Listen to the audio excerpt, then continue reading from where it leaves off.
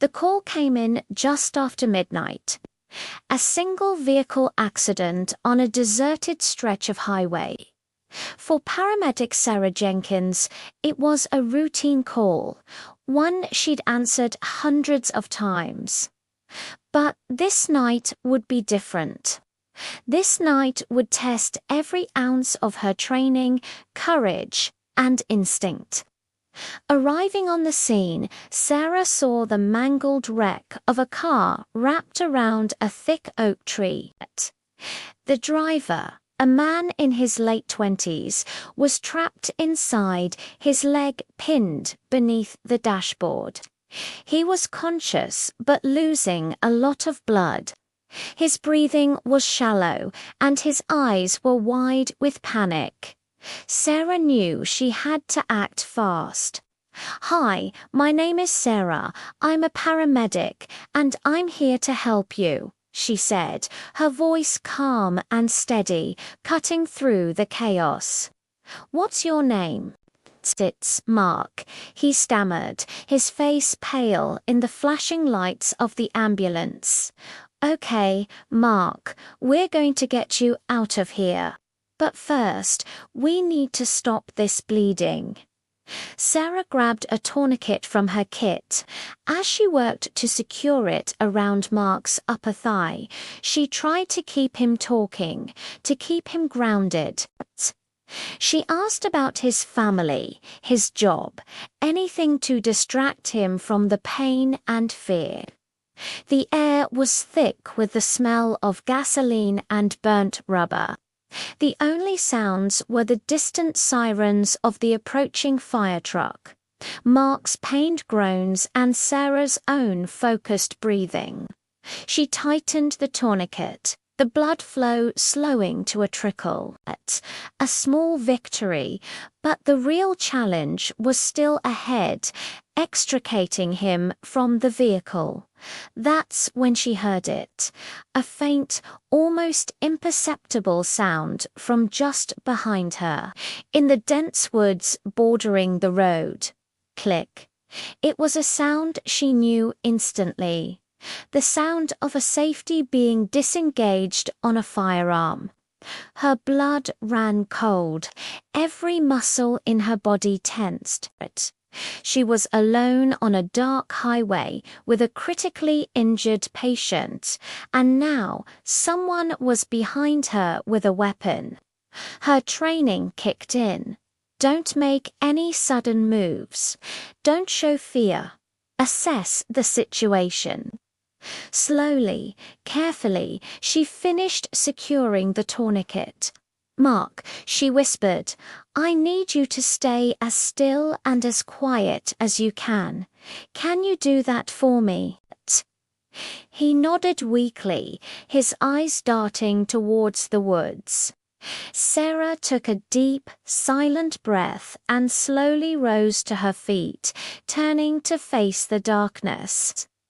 "I'm a paramedic," she called out, her voice firm, projecting authority she didn't feel.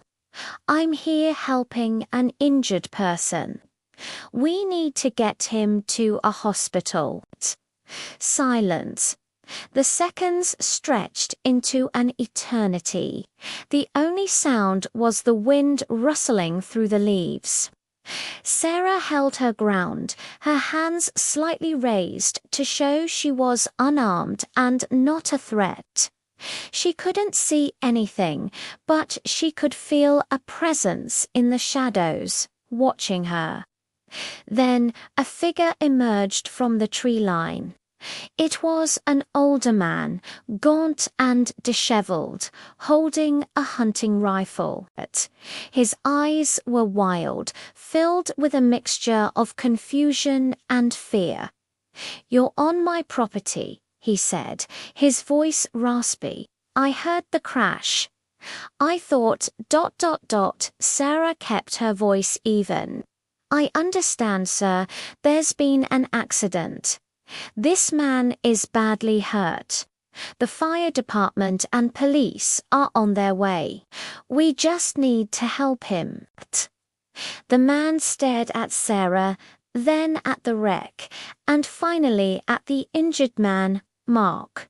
Something in his expression shifted.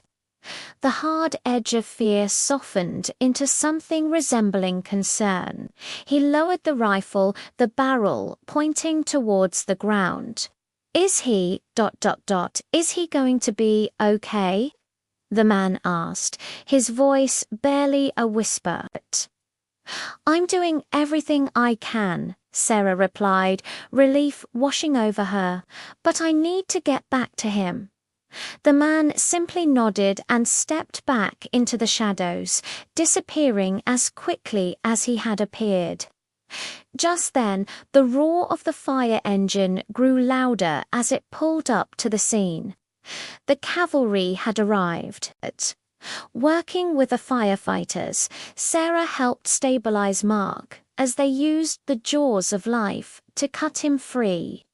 He was airlifted to the nearest trauma center. Later, Sarah learned that the tourniquet she applied in those critical moments had saved his life.